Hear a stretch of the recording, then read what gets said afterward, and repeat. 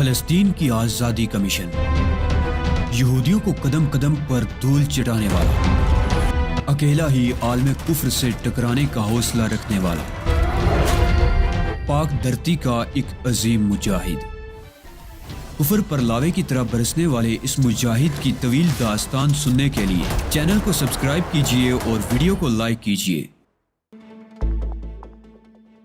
Olive Howard یہ ہرگز پسند نہیں کرے گا کہ اس کا ٹھکانہ حکومت کی نظروں میں آئے، اس لیے وہ خود غیر قانونی سرگرمیوں میں ملوث ہے، لہٰذا وہ ہم سے تعاون کرنے کو ہی ترجیح دے گا۔ اسے یہ اندازہ تو نہیں ہے کہ اس کے خلاف کوئی سازش ہو چکی ہے، ایک ہی تو اس کا حریف ہے جو اس کی دانست میں اس کی بیٹی کے چنگل میں پھنسا ہوا ہے، اس لیے وہ بے فکر ہے اور ہم اس کی اسی بے فکری سے فائدہ اٹھائیں گے۔ ٹھیک ہے، جیسا تم مناسب سمجھو، پیٹر نے کہا۔ کسی اور چیز کی ضرورت تو نہیں ہوگی، ایک بڑی وین جیسی میٹروپولیٹن کارپوریشن اس مقصد کے لیے استعمال کرتی ہو، ویسے سلنڈر جیسے میں نے بتائے ہیں، خود کار مگر چھوٹے قسم کا اسلحہ جسے لباسوں میں چھپا کر اندر لے جایا جا سکے، اور ایسے افراد جو اسلحہ استعمال کر سکیں۔ ممکن ہے ایسی صورتحال پیدا ہو جائے کہ تصادم ناگزیر ہو جائے۔ یہ تمام تیاریاں مکمل ہونے میں تو کل کا پورا دن لگ جائے گا، پیٹر نے کہا۔ مجھے اندازہ ہے کہ یہ آسان کام نہیں ہے، لیکن تم کوشش کرو کہ جلد از جلد یہ سارے کام مکمل ہو جائیں۔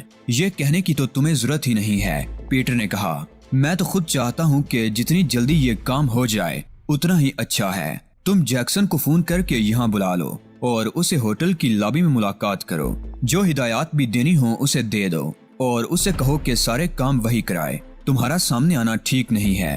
پیٹر نے اس بات میں سر ہلایا اور کمرے سے باہر چلا گیا۔ اس بار تم بڑے جارحانہ موڈ میں نظر آ رہے ہو چیف، بارڈ نے کہا۔ اب یہ سب کچھ کرنا ضروری ہو گیا ہے۔ جب تک اولیو ہاورڈ سے مجھے یہ توقع تھی کہ وہ میرے کسی کام آ سکتا ہے، میں اس سے رعایت برتتا رہا۔ اب وہ بالکل بے مصرف ہو گیا ہے۔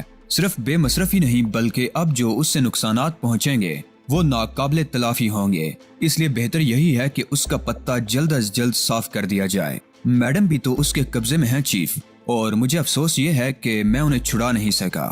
تہذیب کو اس کے چنگل سے نکالنا آسان نہیں ہوگا بڈ، اور کچھ نہیں تو وہ تہذیب کو یرغمال بنا کر ہمیں کسی بھی بات پر مجبور کرنے کی کوشش کر سکتا ہے۔ کوشش سے کیا مراد ہے چیف؟ بڈ نے چونک کر کہا۔ اگر ایسا ہوا تو کیا تم اس کا مطالبہ نہیں مانو گے؟ مجھے خود نہیں معلوم بڈ کہ اس وقت میں کیا کروں گا۔ یہ اتنی جدوجہد اسی لیے تو ہے کہ میں ایسی کسی آزمائش سے بچنا چاہتا ہوں۔ کچھ دیر بعد پیٹر واپس آ گیا۔ میں نے جیکسن کو ہدایات دے دی ہیں، اس نے بتایا۔ ہمارے پاس ایک وین موجود ہے جس پر رنگ روغن کی تبدیلی کے بعد ہم اسے اپنے استعمال کے قابل بنا لیں گے۔ کل صبح جیکسن ہمارے لیے مطلوبہ سلنڈر بھی تیار کرا لے گا اور متعلقہ محکمے کا لیٹر ہیڈ بھی حاصل کر لے گا جس پر جعلی خط تیار کیا جائے گا۔ آدمیوں اور اسلحے کا بندوبست تو کوئی مسئلہ ہی نہیں ہے۔ کیا تم نے مخصوص وردیوں کو نظر انداز کر دیا ہے پیٹر؟ میں نے کہا۔ اوہ نہیں، میں نے اس کے لیے بھی جیکسن سے کہہ دیا ہے، وردیاں بھی صبح تک تیار ہو جائیں گی۔ ٹھیک ہے، اب تم وہ مضمون لکھ لو جو ہمیں لیٹر ہیڈ پر ٹائپ کرانا ہوگا، اور ڈرائیور سے کہو کہ وہ واپس چلا جائے۔ میں رات یہیں گزاروں گا۔ میں نے پیٹر کو لیٹر کا مضمون ڈکٹیٹ کرایا اور اس کے بعد سو گیا۔ صبح اٹھتے ہی پیٹر نے اطلاع دی کہ گاڑی کی تیاری کا کام آخری مرحلے میں ہے اور وردیاں تیار ہو گئی ہیں۔ چند گھنٹے کے اندر اندر بقیہ کام بھی ہو جائیں گے، پیٹر نے بتایا، اور میں نے مطمئن انداز میں سر ہلا دیا۔ 11 بجے اطلاع ملی کہ جیکسن نے لیٹر ہیڈ حاصل کر لیا ہے۔ 1 بجے تک ہر کام مکمل ہو چکا تھا۔ ہم لنچ کرنے کے بعد اپنی مہم پر روانہ ہوں گے، میں نے اعلان کیا، اور پیٹر نے خوشی کا اظہار کیا۔ بڑ بھی خاصا پرجوش نظر آ رہا تھا۔ پھر ٹھیک 3 بجے نیو یارک کے مضافاتی علاقے میں واقع ایک پرائیویٹ گیراج سے وہ جعلی وین برآمد ہوئی جس کا رنگ اور ڈیزائن اسے میٹروپولیٹن کارپوریشن سے متعلق ظاہر کر رہا تھا۔ پیٹر وین ڈرائیو کر رہا تھا اور اس کے برابر میں بیٹھا تھا۔ بقیہ 4 افراد عقبی سیٹوں پر تھے جن کے پاس مخصوص قسم کے سلنڈر موجود تھے۔ ہم سب وردیوں میں تھے اور مسلح تھے۔ بڑ کے سپرد میں نے دوسرا کام کیا تھا۔ وین تیز رفتاری سے اولیو ہاورڈ کے ٹھکانے کی طرف اڑی جا رہی تھی، اور اس سے فیصلہ کن مارکے کا تصور کر کے ہی میرے جسم میں سنسنی کی لہریں دوڑ رہی تھی۔ اولیو ہاورڈ جرائم کی دنیا کا بے تاج بادشاہ تھا، اور میک اپ کا ماہر ہونے کی وجہ سے اسے دوسرے مجرموں پر جو اضافی برتری حاصل تھی اسے توڑنا دوسروں کے بس سے باہر تھا۔ میک اپ کا خیال آتے ہی میں چونک پڑا۔ مجھے دفعتاً ہی خیال آیا تھا کہ اگر وہ میک اپ میں ہوا تو اسے کیسے پہچانوں گا۔ مجھے معلوم نہیں تھا کہ اس عمارت میں کتنے لوگ موجود ہیں۔ فرض کر لیا جائے کہ ہم ان سب کو بے ہوش کرنے میں کامیاب ہو گئے تو بھی یہ کام بہت دشوار ہو جاتا۔ اولیو ہاورڈ اور ہاروت رابیل کو تلاش کرنے کے لیے میں کس کس کا چہرہ ٹٹولتا پھروں گا، لہٰذا اس امکان کے پیش نظر یہ ضروری تھا کہ قبل از وقت اس کا توڑ بھی کر لیا جائے۔ یہ کوئی ایمبولینس تو نہیں ہے جسے تم اتنی تیز رفتاری سے دوڑا رہے ہو؟ دفعتاً میں نے پیٹر سے کہا اور وہ چونک پڑا۔ ایکسیلریٹر پر اس کے پیر کا دباؤ خود بخود کم ہوا اور گاڑی کی رفتار سست ہو گئی۔ کیا بات ہے؟ اس نے مجھ سے پوچھا۔ ایک اہم چیز خریدنا بھول گیا تھا، اچھا ہوا یاد آ گئی، ورنہ بعد میں بہت پریشانی ہوتی۔ وین کی رفتار مزید کم ہو گئی۔ کیا چیز خریدنی تھی؟ پیٹر نے پوچھا۔ اس کے لہجے میں پریشانی اود کر آئی تھی۔ امونیا کی شیشی اور روئی، میں نے کہا۔ ممکن ہے اولیو ہاورڈ میک اپ میں ہو، کیا تم اس کا اصل چہرہ دیکھنا پسند نہیں کرو گے؟ امونیا تو کہیں بھی مل جائے گا، پیٹر نے کہا۔ میں تو پریشان ہی ہو گیا تھا۔ جب تک میں تمہارے ساتھ ہوں پریشان ہونے کا کام صرف میرے لیے چھوڑ دو، میں نے کہا اور پیٹر ہنس پڑا۔ تمہارا سکون دیکھ کر مجھے رشک آ رہا ہے۔ تمہارے کسی انداز سے ظاہر نہیں ہوتا کہ تم ایک بہت بڑے مجرم سے نبرد آزما ہونے جا رہے ہو۔ در حقیقت میں اتنا پرسکون ہوں نہیں جتنا نظر آ رہا ہوں، میں نے رازدارانہ انداز میں کہا، اور پیٹر مجھے بے اعتباری سے دیکھنے لگا۔ نہیں، تم مذاق کر رہے ہو، تم نے ہر کام نہایت پرسکون طریقے سے کیا ہے۔ میں سچ کہہ رہا ہوں۔ میں نے ایک طویل سانس لی۔ یہ خیال مجھے مضطرب کر دیتا ہے کہ اولیو ہاورڈ کا آخری وقت قریب آ پہنچا ہے۔ تمہارے لہجے میں کتنا یقین ہے، پیٹر نے حیرت سے کہا، جیسے اس شخص کے لہجے میں ہوتا ہے جو کوئی خط پوسٹ کرنے جا رہا ہو اور اسے یقین ہو کہ خط لازماً لیٹر باکس میں ڈال دے گا۔ تم نہیں سمجھ سکو گے پیٹر، یہ فیصلہ کن مارکا ہے۔ جب میں اس کے آخری وقت کا تذکرہ کرتا ہوں تو اپنا آخری وقت بھی میرے ذہن میں ہوتا ہے۔ اب ہم دونوں میں سے ایک ہی زندہ رہے گا۔ پیٹر نے ایک میڈیکل سٹور کے سامنے وین روک دی۔ تم گاڑی میں بیٹھو، میں امونیا لے کر آتا ہوں، اس نے کہا اور وین سے اتر کر میڈیکل سٹور کی طرف چلا گیا۔ میری نظریں میڈیکل سٹور کے دروازے پر جمی ہوئی تھی۔ ابھی پیٹر کو اندر داخل ہوئے چند ہی لمحے گزرے ہوں گے کہ میں نے ایک شخص کو سٹور کے دروازے سے باہر آتے دیکھا۔ وہ نیلے رنگ کے سوٹ میں ملبوس تھا۔ اس شخص کے چہرے کے نقوش میرے لیے اجنبی تھے، مگر اس کے چلنے کا انداز میرے لیے اجنبی نہیں تھا۔ میں اس انداز کو ہزاروں میں پہچان سکتا تھا۔ وہ اولیو ہاورڈ تھا اور مجھے اس میں ذرا برابر شبہ نہیں تھا۔ سٹور کے دروازے سے نکل کر وہ سرخ رنگ کی ایک سپورٹس کار میں جا کر بیٹھ گیا۔ اس کے ہاتھ میں ایک پیکٹ تھا جو ظاہر ہے اس نے سٹور سے ہی خریدا ہوگا۔ کار میں اس کے علاوہ کوئی اور نہیں تھا۔ مجھے سخت حیرت تھی کہ اولیو ہاورڈ جیسے شاطر شخص سے ایسی بے پرواہی کس طرح سرزد ہو گئی۔ وہ تو اپنے جسم کی ایک ایک حرکت تبدیل کر لینے پر قادر تھا اور میک اپ میں رہتے ہوئے اس کے کسی انداز سے اسے پہچاننا ممکن نہیں ہو سکتا تھا۔ پھر آخر اس وقت اس کی چال بدلی ہوئی کیوں نہ تھی؟ میرے دیکھتے ہی دیکھتے اولیو ہاورڈ کار سٹارٹ کر کے روانہ ہو گیا اور میں کوئی فیصلہ نہ کر سکا۔ اتنی عجلت میں کوئی فیصلہ کیا بھی نہیں جا سکتا تھا۔ یہ اتفاق بجائے خود حیرت انگیز تھا کہ وہ اس طرح سرے راہ دکھائی دے گیا تھا، ورنہ اس کے باہر نکلنے کا کوئی جواز نظر نہیں آتا تھا۔ پھر یہ کہ واپسی میں اس کا رخ شہر کی طرف تھا۔ اولیو ہاورڈ کے خیال میں اتنا محو ہو گیا کہ مجھے گرد و پیش تک کا ہوش نہ رہا۔ محویت سے میں اس وقت چونکا جب وین کا دروازہ کھلا۔ پیٹر ڈرائیونگ سیٹ پر بیٹھ گیا تھا۔ میں امونیا لے آیا ہوں، اس نے وین سٹارٹ کرنے کے لیے اگنیشن کی طرف ہاتھ بڑھاتے ہوئے کہا۔ ٹھہر جاؤ پیٹر، میں نے آہستگی سے کہا، ہمیں اپنی آج کی مہم ملتوی کرنی پڑے گی۔ پیٹر نے حیرت سے مجھے دیکھا۔ اس مہم کے لیے ہم نے کتنی تیاریاں کی ہیں، کس قدر محنت کرنی پڑی ہے، اور تم اسے ملتوی کرنے کا کہہ رہے ہو؟ مجھے معلوم ہے پیٹر، میں نے ایک طویل سانس لے کر کہا، لیکن عین وقت پر گڑبڑ ہو گئی۔ امونیا لے کر آنے میں مجھے 5 منٹ بھی نہیں لگے ہوں گے۔ آخر ان 5 منٹوں میں کون سا انقلاب آ گیا ہے؟ ہاں، انقلاب انہی 5 منٹوں کے دوران آیا ہے۔ مجھے اولیو ہاورڈ نظر آیا تھا، وہ شہر کی طرف گیا ہے۔ پیٹر چونک پڑا۔ کیا کہہ رہے ہو؟ اس نے کہا۔ اولیو ہاورڈ یہاں کہاں سے آ گیا؟ تم میڈیکل سٹور میں گئے اور وہ باہر نکلا۔ اس کے ہاتھ میں ایک پیکٹ تھا اور وہ سرخ رنگ کی ایک سپورٹس کار میں بیٹھ کر شہر کی طرف نکل گیا۔ وہ نکل گیا اور تم دیکھتے رہے۔ وہ اس قدر اچانک نظر آیا تھا کہ میں کوئی فیصلہ ہی نہیں کر سکا۔ میں نے ٹھنڈی سانس لے کر کہا، اگر وہ میڈیکل سٹور سے نکلا تھا تو تم نے اسے کیسے دیکھ لیا؟ اور وہ مجھے کیوں نظر نہیں آیا؟ وہ میک اپ میں تھا۔ شاید تم نے بھی اس نیلے سوٹ والے شخص کو دیکھا ہو جو تمہارے اندر جانے کے بعد فوراً باہر نکلا تھا۔ ہاں، میں نے اسے دیکھا تھا، بلکہ وہ بہت عجلت میں تھا اور مجھ سے ٹکرا بھی گیا تھا، مگر رکا نہیں۔ माजरती अल्फाज बुड़बुड़ाता हुआ तेजी से बाहर निकल गया। लेकिन मेकअप के बावजूद तुमने उसे कैसे पहचान लिया? उसके चलने के अंदाज से, मैंने कहा।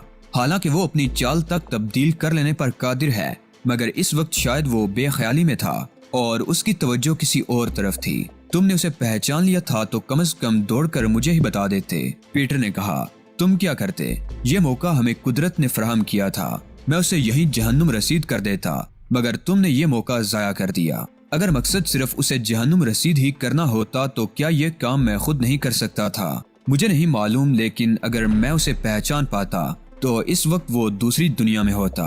तब तो अच्छा ही हुआ तुम उसे नहीं पहचान सके, मगर ये मत भूलो कि उसके बेशुमार दुश्मन हैं। वो इतनी आसानी से मरने वाला होता तो अब तक कई बार मर चुका होता।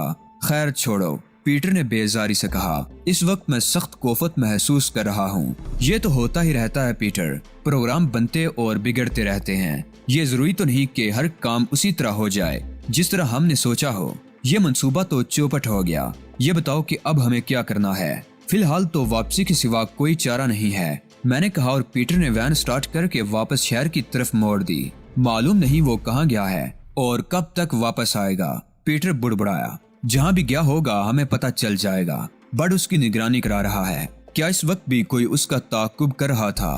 पीटर ने चौंक कर पूछा। मैंने गौर नहीं किया, मगर कोई ना कोई उसके ताकुब में जरूर होगा। ये तो नहीं हो सकता कि उसे यूं ही छोड़ दिया जाए। मैंने गैराज में पहुंचकर वैन बंद की, लिबास तब्दील किए और फिर मैं और पीटर वापस होटल पहुंच गए। बड अपने कमरे में ही मौजूद था। हमें देखकर वो हैरत से उछल पड़ा। खैरियत तो है चीफ? उसने तशवीश भरे लहजे में पूछा। कोई गड़बड़ होगी क्या? हाँ बड, मैंने एक सोफे पर बैठते हुए जवाब दिया। जिसके लिए हम गए थे वही वहाँ मौजूद नहीं है, इसलिए हम वापस आ गए। तुम्हें कैसे मालूम हुआ कि ओलियो हावर्ड वहाँ मौजूद नहीं है? हमारे आदमी निगरानी कर रहे हैं और मुझे ऐसी कोई इत्तला नहीं मिली। मैंने बड को बताया कि मुझे ओलियो हावर्ड की अदम मौजूदगी का पता कैसे चला। ओह, तो वो ओलियो हावर्ड है। बड ने एक तवील सांस लेकर कहा। मुझे इत्तला मिली थी कि सुर्ख स्पोर्ट्स कार में कोई शख्स उस इमारत से निकला है। मैंने उसका ताकुब करने का हुक्म दे दिया। अगर मुझे पहले मालूम हो जाता कि वो ओलियो हावर्ड खुद है तो मैं उसका ताकुब बहुत ज्यादा एहतियात से करने की हिदायत कर देता, लेकिन खैर अब भी कुछ नहीं बिगड़ा। उसे ताकुब का शुबा नहीं हो सका और इस वक्त वो इंपीरियल होटल के रेस्टोरेंट में किसी शख्स से बातचीत कर रहा है। तुम तो वाकई कमाल के आदमी हो, पीटर ने कहा, और तुम्हारे आदमी भी बड़ी मुस्तैदी से काम करते हैं। हम अभी इंपीरियल होटल जाएंगे और कोशिश करेंगे कि वो जिंदा वापस न जाने पाए। ज्यादा पुरजोश होने की जरूरत नहीं, मैंने तंबीही अंदाज में कहा। जल्दबाजी में उठाया हुआ कोई कदम हमारे लिए भी खतरनाक साबित हो सकता है। फिर क्या हम यूं ही हाथ पर हाथ धरे बैठे रहेंगे? इस तरह तो उसे कभी कोई गुज़िर नहीं पहुंच सकेगी और वो हमेशा यूं ही दंदनाता रहेगा। इस मुहिम का इंचार्ज मैं हूं और वही होगा जो मैं कहूंगा। अगर तुम्हें मेरे कहने पर चलना मंजूर नहीं है तो मेरी तरफ से तुम आजाद हो, जो चाहो करो। चीफ का कहना दुरुस्त है मिस्टर पीटर, बड ने कहा। तुम्हारे लिए बेहतर यही होगा कि चीफ के कहने पर आंख बंद करके अमल करते रहो। पीटर ने बेबसी से पहले बड और फिर मेरी तरफ देखा। ठीक है। चंद लम्हों बाद उसने मुर्दा सी आवाज में कहा, मैं सब कुछ तुम पर ही छोड़ता हूँ। हम अभी होटल इंपीरियल चलेंगे, मगर वहाँ हमारी हैसियत खामोश तमाशाई किसी होगी। अगर मैंने मुनासिब समझा तो कोई कार्रवाई करूंगा, वरना नहीं। ठीक है, पीटर ने इस बात में सर हिला दिया। मिस्टर बड भी हमारे साथ चलेंगे या नहीं? उसने पूछा। सिर्फ हम दोनों चलेंगे। जरूरत तो तुम्हारी भी नहीं है, मगर तुम्हारी बेसब्री देखते हुए मैंने तुम्हें साथ ले चलने का फैसला किया है। कुछ देर बाद हम होटल इंपीरियल के रेस्टोरेंट में दाखिल हो रहे थे। पार्किंग में सुर्ख स्पोर्ट्स कार देखकर हमें बाहर ही ये मालूम हो गया था कि ओलियो हावर्ड अभी तक यही मौजूद है। हम पीटर की कार में यहाँ आए थे और मैंने एहतियातन एक पिस्तौल भी साथ ले लिया था, जो मेरे कोट की अंदरूनी जेब में मौजूद था। रेस्टोरेंट की अक्सर मेजें आबाद थी। मैंने दरवाजे ही में रुककर पूरे हाल पर नजरें दौड़ाईं और ओलियो हावर्ड मुझे नजर आ गया। वो हाल के एक दूर उफ्तादा गोशे में बैठा था। मेज पर उसके अलावा एक और शख्स भी मौजूद था और दोनों गुफ्तगू करने में मुनहमिक थे। उसने इत्तेफाक से उसके बराबर वाली मेज गैर आबाद नजर आ रही थी। आओ, मैंने पीटर से कहा, लेकिन उसकी तरफ बराह रास्त देखने की हमाकत मत करना। हम अपनी मतलूबा मेज तक इस अंदाज में जाएंगे जैसे कोई मुनासिब मेज तलाश करते हुए वहां तक पहुंचे हों। लेकिन मुझे कैसे मालूम होगा कि वो कौन सी टेबल पर बैठा है और मैं उसे पहचानूंगा कैसे? تم اسے اس کے نیلے سوٹ سے پہچان سکو گے، لیکن ایک بار پھر تمہیں خبردار کر رہا ہوں کہ اس کی طرف براہ راست مت دیکھنا۔ ہم دونوں دھیمی آواز میں باتیں کرتے ہوئے آگے بڑھتے رہے۔ ہمیں دیکھنے والا کوئی بھی شخص اس سے زیادہ کچھ اندازہ نہیں کر سکتا تھا کہ دو دوست آپس میں باتیں کرتے ہوئے کسی مناسب سی میز کی تلاش میں ہیں۔ ہم مختلف خالی میزوں پر نظریں دوڑاتے ہوئے آخر اس میز تک پہنچ گئے جسے میں نے دور ہی سے تاڑ لیا تھا۔ آؤ یہیں بیٹھ جاتے ہیں، میں نے بلند آواز میں پیٹر سے کہا۔ میری آواز یکسر بدلی ہوئی تھی اور اتنی بلند تھی کہ اولیو ہاورڈ اور اس کے ساتھ موجود شخص نے میری آواز بآسانی سن لی۔ وہ بڑی محویت سے گفتگو کر رہے تھے اور میری آواز سے ان کی محویت میں خلل پڑا تھا۔ دونوں نے چونک کر ایک لمحے کے لیے ہماری طرف دیکھا اور دوبارہ باتوں میں مشغول ہو گئے۔ میں اور پیٹر بھی آپس میں باتیں کرنے لگے۔ ہم نے اس قسم کی باتیں شروع کر دیں جیسے ہمارے کسی دوست نے ہمیں ملاقات کا وقت دیا تھا اور وقت پر نہیں پہنچا، جس کی وجہ سے ہمارا کوئی پروگرام خراب ہو گیا۔ اس قسم کی گفتگو کا مقصد صرف یہ تھا کہ اگر اولیو ہاورڈ کے کان میں ہماری کچھ باتیں پڑ جائیں تو وہ ہمیں عام آدمی ہی سمجھے۔ میں باتیں تو پیٹر سے کر رہا تھا مگر میرے کان برابر والی میز پر ہونے والی گفتگو کی طرف لگے ہوئے تھے۔ ریستوران کے شور میں ان کی باتیں واضح طور پر سننا تقریباً ناممکن تھا، تاہم کچھ اڑتے ہوئے الفاظ جو کان میں پڑے ان سے ایک بہت کارآمد بات علم میں آ گئی، اور وہ یہ کہ اولیو ہاورڈ کے ساتھ موجود شخص کا تعلق شام سے ہے اور وہ نیو یارک میں شام کے قونصلیٹ آفس میں ملازم ہے۔ میرے لیے یہ بات خاصی حیران کن تھی۔ شام سے تعلق رکھنے والے کسی شخص کا اولیو ہاورڈ کے ساتھ کیا کام؟ لیکن فوراً ہی مجھے یہ خیال بھی آیا کہ وہ میک اپ میں ہے اور اس کی میز پر موجود شخص اس کی اصلیت سے ناواقف ہے۔ صاف ظاہر ہے کہ اگر وہ اس بات سے واقف ہوتا کہ اس کے مقابل میں بیٹھا ہوا شخص یہودی ایجنٹ اور عربوں کا بدترین دشمن ہے تو صورتحال خاصی مختلف ہوتی۔ ذرا ہی دیر میں مجھے یہ بھی پتا چل گیا کہ اولیو ہاورڈ کا فرضی نام پارکنسن ہے اور شام سے متعلق شخص کا نام سائد ہے۔ شامی باشندے کا نام ظاہر ہے کہ فرضی نہیں ہو سکتا تھا، لیکن اولیو ہاورڈ کی شام کے کسی فارن مشن کے ملازم سے ملاقات میرے لیے سخت تشویش کا باعث تھی۔ معلوم نہیں وہ کس چکر میں تھا۔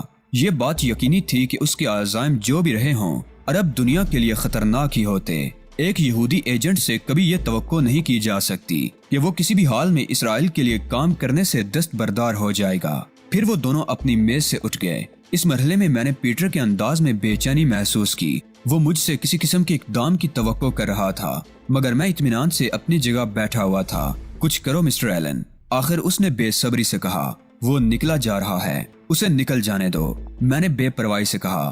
ہم نے کچھ کرنے کی کوشش کی تو وہ مشکوک ہو جائے گا اور پھر اس سے نمٹنا آسان نہیں رہے گا۔ وہ تنہا ہے، ہم اس کا تعاقب کر کے اسے کسی ویرانے میں بھی گیر سکتے ہیں۔ یہ بات طے ہو چکی ہے کہ اس کے خلاف جو بھی قدم اٹھاؤں گا میں ہی اٹھاؤں گا۔ اس کے باوجود تم بار بار بہک جاتے ہو، میں نے سختی سے کہا۔ ماما میں معذرت چاہتا ہوں مسٹر ایلن، اب تم میرے منہ سے کچھ نہیں سنو گے۔ تم اپنی رائے کا اظہار کر سکتے ہو پیٹر، میں نے اپنے لہجے میں نرمی پیدا کرتے ہوئے کہا، مگر اس پر اصرار مت کیا کرو۔ یقین کرو جب بھی تم کوئی معقول مشورہ پیش کرو گے میں اس پر ضرور عمل کروں گا۔ ٹھیک ہے مسٹر ایلن، پیٹر نے اس بات میں سر ہلایا۔ اس کے علاوہ تم یہ بھول رہے ہو کہ اس کی نگرانی ہو رہی ہے، وہ جہاں بھی جائے گا ہمیں اس کا علم ہو جائے گا۔ سوال یہ ہے کہ اس وقت ہمیں یہاں آنے سے کیا فائدہ ہوا؟ پیٹر نے کہا، ہمیں یہ معلوم ہو گیا کہ اولیو ہاورڈ امریکہ سے باہر نکلنے کے لیے پر تول رہا ہے اور غالباً وہ یہاں سے نکل کر شام کا رخ کرے گا۔ تم نے یہ اندازہ کس طرح لگایا؟ پیٹر نے چونک کر کہا۔ ان دونوں کی گفتگو کے چند الفاظ کان میں پڑ گئے تھے جن سے میں نے یہ نتیجہ اخذ کیا ہے۔ کمال ہے، میں بھی تمہارے ساتھ اس ٹیبل پر موجود تھا مگر میں ایک لفظ بھی نہیں سن سکا۔ میں باتیں تم سے کر رہا تھا مگر میری ساری توجہ ان دونوں کے درمیان ہونے والی باتوں پر مرکوز تھی۔